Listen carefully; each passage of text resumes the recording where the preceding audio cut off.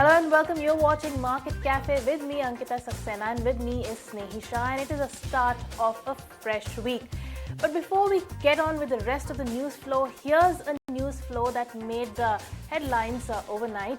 In a very humbling end to India's cricket team, Australia won the World Test Championship by 209 runs.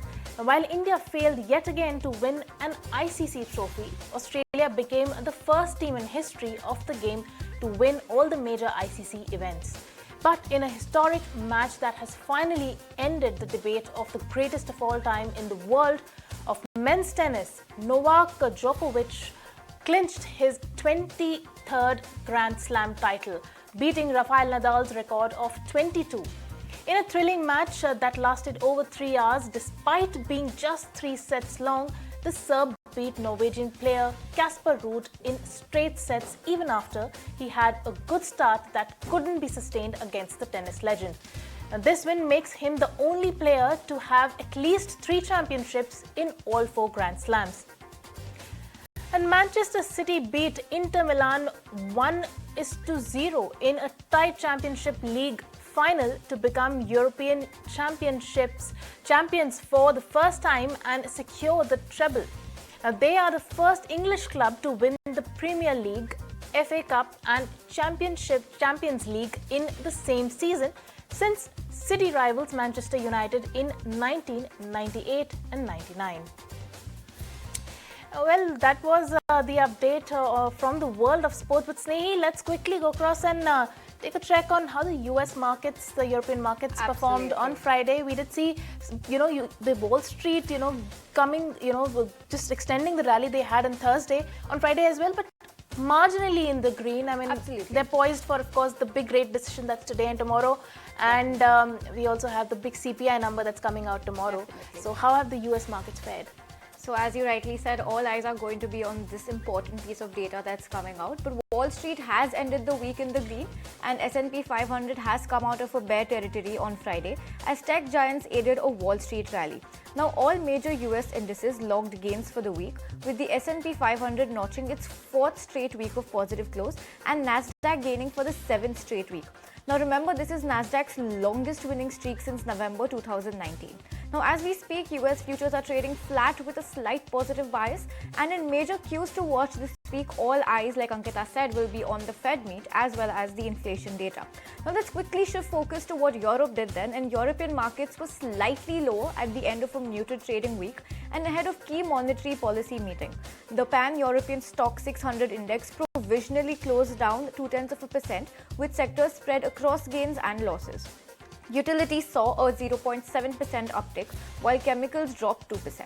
So that's how US and Europe looked. But Ankita, run us through what commodities did and specifically what crude did over the weekend. Right, Snehi. So we did see the oil prices fall more than 1% a barrel on Friday to record a 2nd straight weekly decline as disappointing Chinese data added to doubts about demand growth after we saw Saudi Arabia's weekend decision to cut the output. Now, oil prices had risen early in the week, buoyed by Saudi Arabia's pledge over the weekend to cut more output on the top of the cuts agreed earlier within the Organization of the Petroleum Exporting Countries. So this is the 2nd cut that came in. And however, a rise in the US fuel stocks and a weak Chinese export data that came out on Thursday have weighed on the markets. And Brent crude, if we look at it currently, is at $74.4 a barrel and WTI is at $69.93 a barrel as of now. Alright, so let's quickly run across all the key events that you should be watching out for in this week. And let's start with India then. And today you will have the CPI industrial production data. On the 14th of June, you're going to have the wholesale prices data, and on the 15th, you're going to have the trade balance data that's coming out. Shifting focus to the US now, on the 13th, you'll have CPI data. Now, the 14th is when you will have the FOMC rate decision, so all eyes will be on that, as well as the PPI data. 15th of June, you'll see initial jobless claims data, and let's move to UK then. And tomorrow, you're going to see the jobless claims change data. On the 14th of June, you'll see industrial production and manufacturing. So that data will come out. And the Bank of England inflation expectations and survey will also be coming out. China then, and on the 15th of June, China industrial production will come out. Let's just focus quickly back to the Dalal Street. And in the corporate action, you have Titagar Wagons. The board will mull proposal to raise funds. And Satin Credit Care and Punjab and Sindh corporate action will also be in view. Now, on the 16th of June, you will have Wipro buyback, which is the record date, and IKO listing date will also happen on the 16th of June. And Rallis India will have its AGM on 15th of June. Signity Technologies on the 16th of June, along with Aether Industries and other events that you need to keep an eye out on. So, from the 10th to 15th of June, you will have the UN Climate Change Conference. And other events that you should also be watching out for is the FOMC two-day meet in Washington, Bank of England government testifying to economic affairs. And among other events, on the 14th of June, you have the IEA oil market report to be released. And among more other events to watch out for, on the 15th of June, you'll have Eurozone ECB rate decision, BOE inflation, attitude survey, and among other events, you'll have the NATO defense minister to meet in Brussels between the 15th and the 16th of this month. All right, then moving on, details have emerged of the federal jury indicting former US President Donald Trump for mishandling of classified sensitive documents during his tenure as the president, from showing off sensitive military and nuclear documents to outsiders, to storing the official papers in his bedroom and shower at his Mar-a-Lago, Florida estate. Sensational details have emerged from the probe. Trump has been indicted of 37 felony charges and is expected to appear at a Miami court tomorrow. Listen in to what Mike Pence had to say. We gather today here in New Hampshire on a sad day in America, the day after a former president of the United States faces an unprecedented indictment by a Justice Department run by the current president of the United States and a political rival. I had hoped the Department of Justice would see its way clear to resolve these issues with the former president without moving forward with charges. And I'm deeply troubled to see this indictment move forward. Taking a look at the US markets then, and calm on the street after US suspended the debt ceiling in time to avoid a default. But Wall Street's next test will be the Fed's June 13 and 14 meeting. The street is anticipating a 70% chance of a pause this time, and consumer price data for the month of May will also be a key event to track this week. Even as macros continue to determine decisions, investors are less concerned about how they will impact Fed's rate decision. Meanwhile, Bank of Japan officials have said they see little need to adjust the yield curve program and the meeting this week, while also recognizing that inflation is running stronger than they had earlier expected. On the flip side, the Swiss National Bank could raise key rates to tackle inflation as the bank remains committed to price stability. An American investor George Soros is passing control of his multi-billion-dollar foundation to his 37-year-old son, Alexander. Now, do remember, sources were previously suggesting that Soros did not want his Open Society foundations to be taken over by one of his 5 children. Shifting focus now, and Netflix's long-awaited crackdown on password sharing has delivered a windfall of new subscribers. This shows that the move is bearing fruit despite being unpopular with several users. The streamer attracted 100,000 customers, while average daily sign-ups increased to 73,000, showing a whopping 102% growth over company's earlier 60-day average.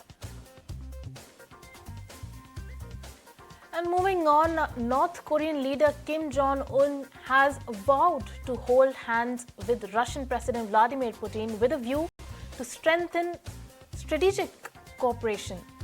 Kim made the pledge in a message to Putin marking Russia's National Day and defending his decision to invade Ukraine and displaying full support and solidarity. Mexican President Andrés Manuel López Obrador's ruling National Party has said that they will be announcing its candidate for the 2024 presidential election will be announced in September after polling to pick a winner. 5 polls to be held which will aim to pick the presidential candidate. Meanwhile, all those competing for the party's 2024 candidacy must step down from public office to campaign, the party has said.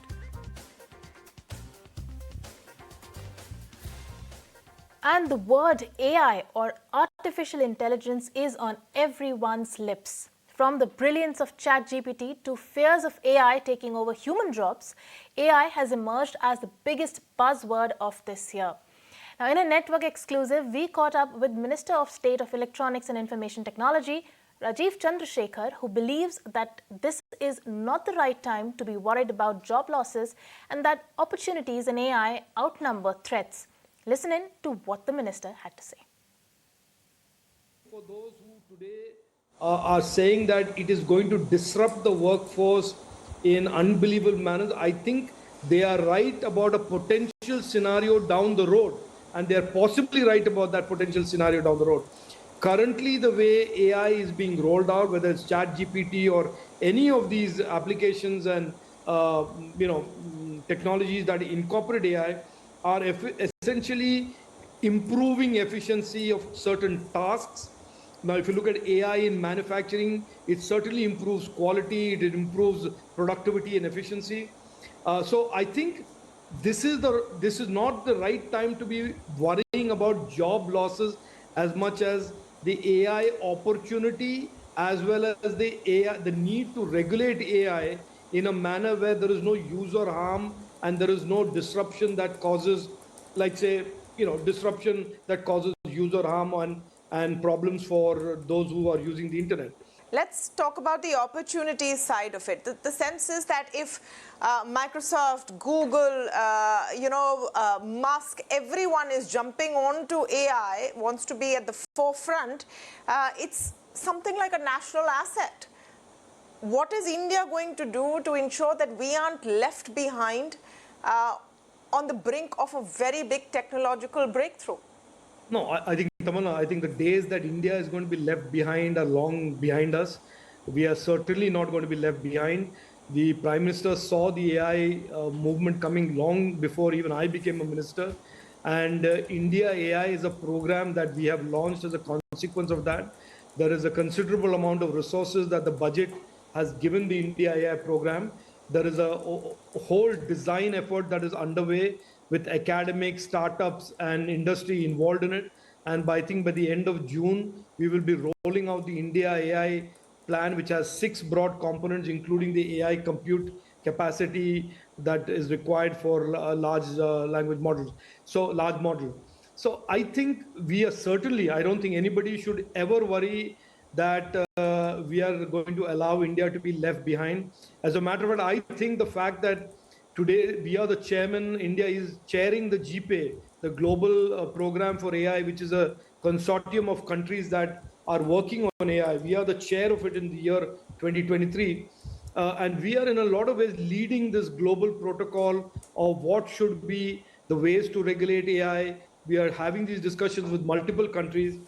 I have absolutely no doubt that India AI, our program, will be amongst the leading programs just because of the size and diversity of our data sets and the innovation ecosystem that is rapidly building around it, Tamanna. So if there's any doubt about us being left behind, I would urge you not to have that. So that's the word coming in from Rajiv Chandrasekhar, who believes that the opportunities in AI far exceed its threats. But let's move on to another exclusive then. And even though he exited Thyrocare, A. Velumani says he would prefer to buy more shares of diagnostic stocks as compared to online pharmacies. In an exclusive chat with ET Now, he discusses life after Thyrocare and his journey of scaling a zero. Listen in. Today, state-wise itself, there are 100 players. They do take care of their balance sheet. Those who take care of balance sheet and pay tax are organized. Good. So today you find a good number of people in the dream of valuation. They are putting up a proper show. I think the industry is becoming organized, but the organized players are too many, and that makes the top players to struggle for their top line growth.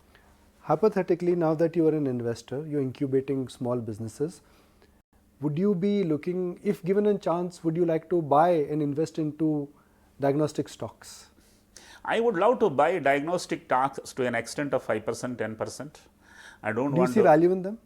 I think if at all somebody is not in a trading business and somebody is not looking for encashing next year, diagnostics is the right discipline to invest in.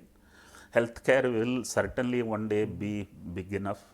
Temporary setbacks are an opportunity to get invest in. So, you know, even when I exited, I did buy all my competitors' stock, including Thyroka stock. Okay. But then to my surprise, what I purchased has again gone down another 30-40% down. But my bet is I would advise everyone to look diagnostics much more seriously now. If not, you will never be in diagnostics. Well, with that, welcome back here watching Market Cafe, and before we go domestic, let's quickly take a check of the Asian markets that have opened up. Now, the Asian markets are trading mixed, of course, ahead of the central bank meetings. FOMC meet due today and tomorrow. We also have the ECB that is likely to meet on Thursday, and Bank of Japan that is meeting on the Friday this week. Now, if you look at Shanghai has started the day in the red. We did see the disappointing set of numbers coming out of China on Thursday and Friday, and on the back of that, it's absolutely flat, but in the red. We did see.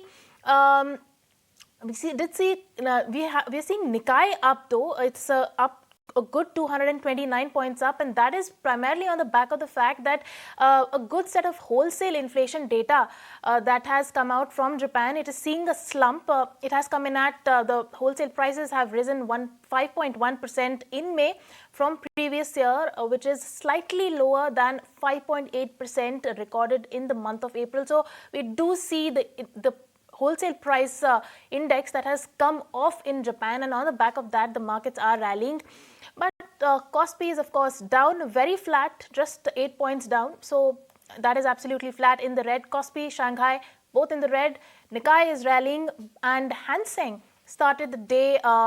It started the day in the green, has eased of the gains, and is in the red. And we do have ASX 200, which is up 22 points, rather flattish, but in the green. And let's look at SGX Nifty. Of course, it is up 73 points, 0.3% higher, and that is indicating towards a positive starts. And the US stock futures are currently absolutely flat in the green, but flat, and SGX is also hinting towards a positive start for the Indian markets. Snehi. Hi there, welcome back. You're watching Market Cafe on ET Now. Now, there's been much noise about soaring airfares and how they are hitting consumers right now, especially since Go First has been grounded. Consumers observe that fares have jumped multi-fold over the past weeks. But the surge is only seasonal, as airline players have suggested. And have these fares peaked out? Somit Sarkar conducted some research to weed out the data on how airfares are trending right now, and he joins us with that data. Somit? Well, just to understand whether the airfares are actually really high, we have done this exercise, and what we have done is that we checked the ticket prices on June 9th, and we did for two things. Firstly, 7-day forward route, that's what we checked, and we also checked the 2-month forward fares. Now, we checked prices for the top 20 routes, and we compared it with just before the Go First shutdown, and what we have observed is that among the top 20 routes, the 7-day forward prices have reduced in 10 routes, while it has increased for the remaining 10. Now, in among the top 20 routes, the 2-month forward prices, if you see, the fares have increased for 8 of the routes. For the 2 of the routes, the prices are unchanged, and while it has increased for the remaining 10 of them. Now, the hike that we have seen in the routes where the prices have increased is less than 2,000 rupees. Now, if you check the 7-day forward, the routes with the highest change in the ticket prices, firstly is the Pune-Delhi, where the rates have come down by around 2,900. Then there is Mumbai-Bangalore, where the rates have come down by around 1,300. Then there is Delhi-Pune, Mumbai-Delhi, Hyderabad-Delhi, where the fares have come down in the range of around 500 to 1,300 rupees. Now, looking at the routes where the prices have increased the most among the top 20, firstly is the Delhi-Patna route, where the prices have increased by around 1,900 rupees. Then there is Delhi-Bangalore, where the prices have increased by around 1,800 rupees. Then there is Delhi-Kolkata, Patna-Delhi, and Chennai-Delhi, where the prices have increased in the range of around 700 to 1,100 rupees. Now, if you see the 2-month forward rate, the prices have fallen the most when it comes to Mumbai-Kolkata route by around 800 rupees. Mumbai-Delhi has fallen by around 600 rupees, and the rates routes where prices have fallen further are Mumbai-Bangalore, Hyderabad-Delhi, Bangalore-Mumbai, where the rates have come down by around 100 to 200 rupees. Now, if you see the routes where the prices have increased the most, firstly it's the Delhi-Chennai route where the prices have increased by around only 500 rupees. Then there is Kolkata-Delhi where the prices have increased by around 500 rupees again. And then there is Kolkata-Mumbai, Delhi-Hyderabad and Patna-Delhi where the fares have increased in the range of around 200 to 300. Now, this is the 2-month forward. Now, we also checked the ticket prices on the routes where Go First had a meaningful market share. Now, Go First announced its shutdown on 3rd of May. When the shutdown was announced, the ticket prices had increased drastically, but given the fact that airlines have also increased capacity on those routes, the ticket prices have now moderated. However, the prices still continue to be higher compared to the usual ticket prices. So here we have compared the usual ticket prices with the average 7-day forward fares in the routes. Now, if you see Delhi, that's the major route where Go First had a meaningful market share, where the prices have increased by around 7,500. Then there is Chandigarh, Srinagar, where the prices have increased by around 7,000.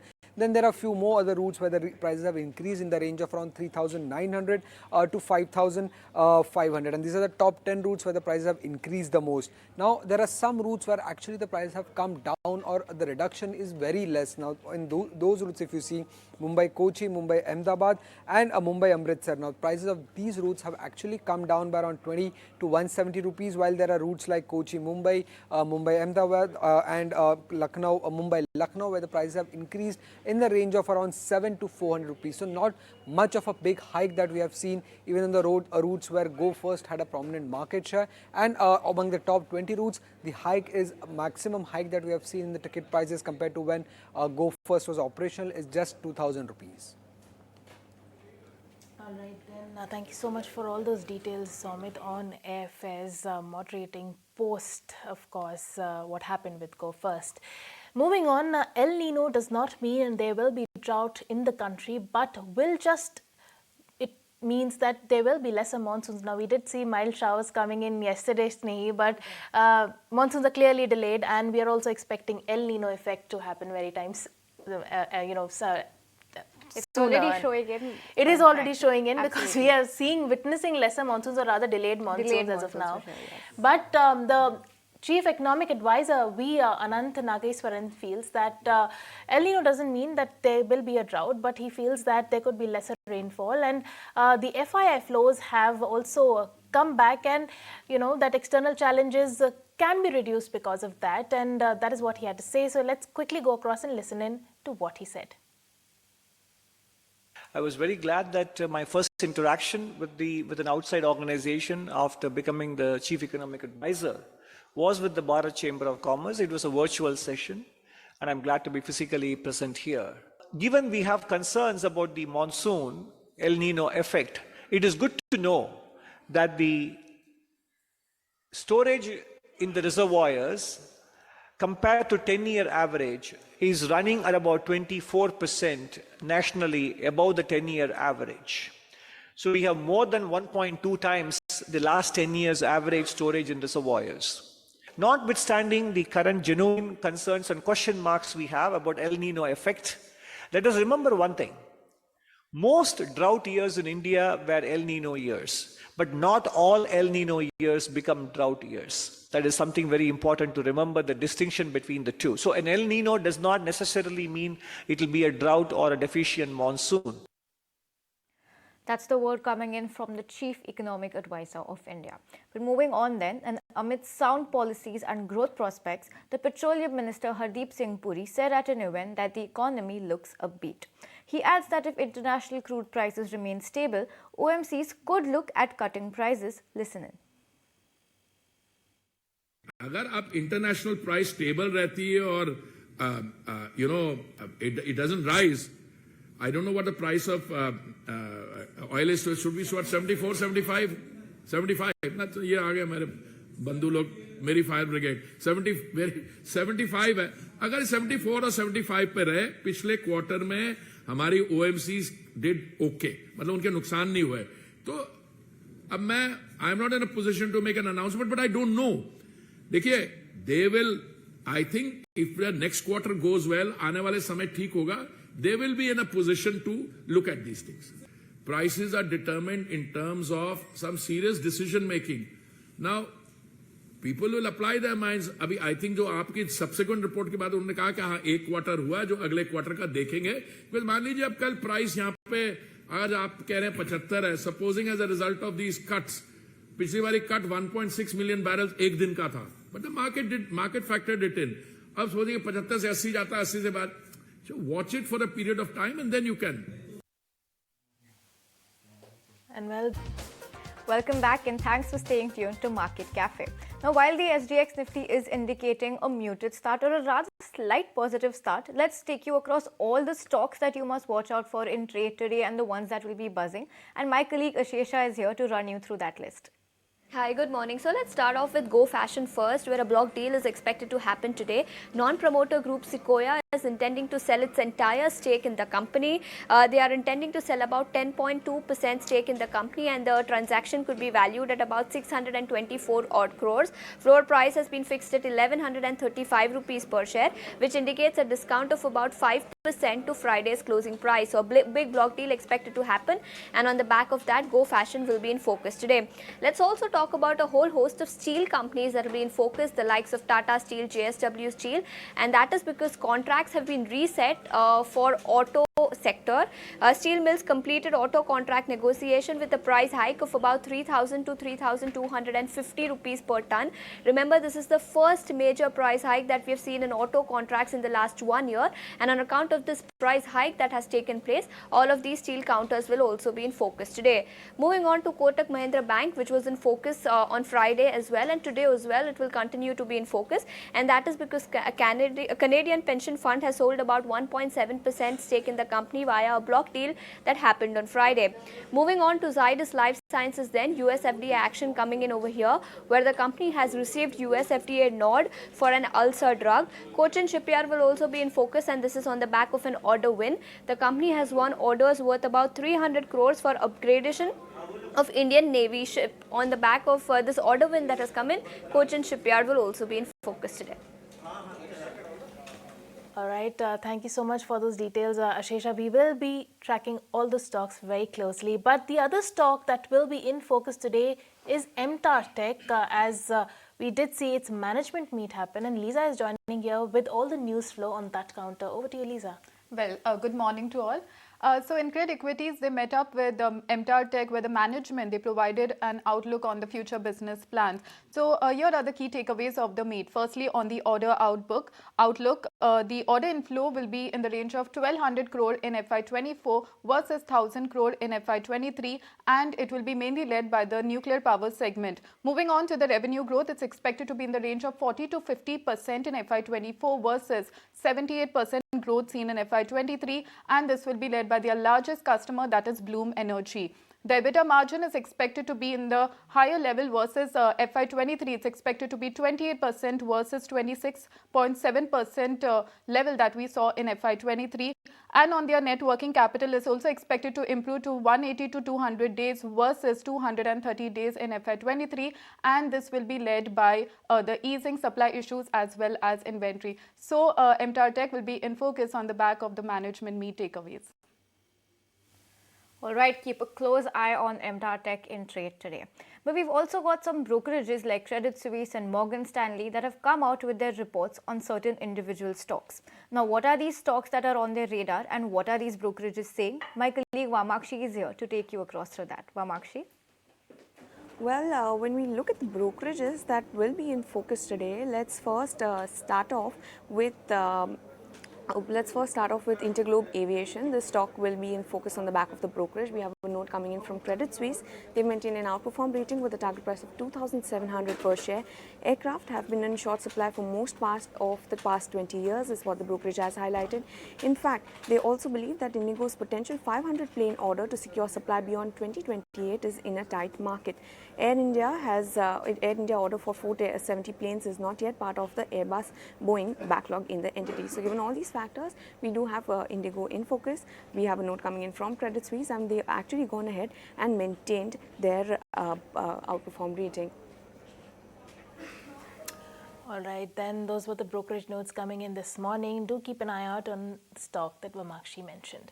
Moving on, insurance companies will also continue to remain in focus after the industry reports slower retail APE growth in May. Now, that is largely due to the decline coming in after for LIC. Now, my colleague Ashesha joins in with more details on this. Take it away, Ashesha. Yes, all insurance counters will be in focus today, and that is because insurance data for the month of May is out, and life insurance industry logged slower retail APE growth of about 5.7% in the month of May. This was on a year-on-year basis. Let's move on to the private sector segment then, where private sector's retail APE grew at about 10.4% on a year-on-year basis, while LIC's APE declined by about 1.4% on a year-on-year basis. Talking about individual stock-specific action, then HDFC Life reported 9.8% growth on a year-on-year basis. This is adjusted for Exide Life merger that took place during the year. SBI Life delivered 8.5% growth YOY, while retail APE growth for the month of May. ICICI Prudential clocked 3.8% growth, while Max Life clocked about 1.7% retail APE growth on a year-on-year basis. Moving on to the private sector space then, where Tata AIA, Birla Sun Life and Bajaj Alliance outperformed amongst the unlisted players. On the back of this insurance data that came out, we have a couple of brokerage notes. First up, Nuvama, which believes that valuations at current juncture are pretty attractive. Remember, insurance stocks have declined a whole lot and they've underperformed the broader market indices. And on the back of that, Nuvama believes that valuations are pretty attractive. However, they say that sales growth may continue to weaken from here on for most of these insurance players.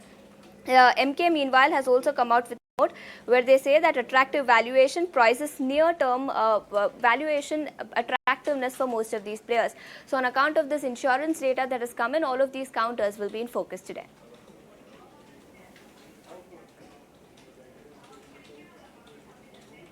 And look at some of the key takeaways of analyst meets and the takeaways from Ujjivan Small Finance Bank. The bank is targeting a 30% plus CAGR of deposits over FY24 to FY26. It's also looking for a successor to MD. What are the other key takeaways? Vamakshi joins in with just that. Well, yes, Ujjivan Small Finance Bank can focus on the back of that analyst meet, and here let me take you quickly through all the important takeaways. Well, the liability franchise is significantly strong, and in fact, going ahead, they're targeting almost 30% plus CAGR of almost deposits from FY24 to FY26. The CASA ratio is also expected to improve to 35% from 26% currently, and in fact, take the retail liability share to 70% from 62% currently. Now, going ahead, they're also looking at diversification towards the affordable housing segment. MSME, gold loan as well as vehicle finance are expecting or rather will enable the company to deliver 25% CAGR loan growth versus an industry average of almost 18 to 20% CAGR. It will also help the bank post steadier NIMs as well as ROEs of almost 20% plus. Now, as far as the asset quality is concerned, the management is expecting the benefits to arise out of the NPA portfolio. Collections are very strong. When you look at the collection efficiency, the bank has reported nearly 100% collection efficiency for over a few months. As far as the reverse merger update is concerned, they have announced that they have completed the relevant filing in NCLT related to the reverse merger, and in fact that is currently under review. They're expecting the final response to come in by the third quarter of FY23, and in fact they're looking for a successor to both to the MD, both internally as well as externally. So given all these factors, we do have Ujjivan Small Finance Bank in focus today. Then Ujjivan Small Finance Bank in focus today. But let's go across to Devina Mehra, who's the founder, chairperson and chief investment officer for First Global. And what are the sectors that she prefers, and mainly what are the sectors that she does not prefer and is underweight on? Listen in to what she had to say. One theme, of course, which I have spoken, I think, many times on your channel, because that has been the biggest overweight sector for us right from now more than a year and a half, about 20 months or so, since October 21, which is capital goods and industrial machinery. And each quarter we think that is the story over, but our systems still like it. We have switched stocks and so on, but the sector as a whole, we still like our systems. Like banks, as I said, we'd be somewhat overweight. What we have added in this calendar year would be autos, auto components, a few construction stocks, a few pharma stocks. IT, we we remain, I think, slightly overweight, not a hugely overweight, but slightly overweight. So that would be broadly the, and of course, yeah, not everything is a sector call. As in 2022, some of our biggest winners were ITC and Raymond, which were not sector calls. In terms of what we don't like, you were talking of the refinery OMCs, so that sector still we don't really like. Real estate also we're generally still avoiding. Then there are some of these consumer durable paints, that kind of thing. I don't think that sector prospects are still very good. I mean, that might change as inflation comes down and all that. But for now, those would be probably the sectors that we don't particularly like. So that's the word coming in from Devina Mehra. But while it does seem to be a rainy day outside, let's see what happens on the street today. Thanks a lot for watching Market Cafe. The market takes the action ahead.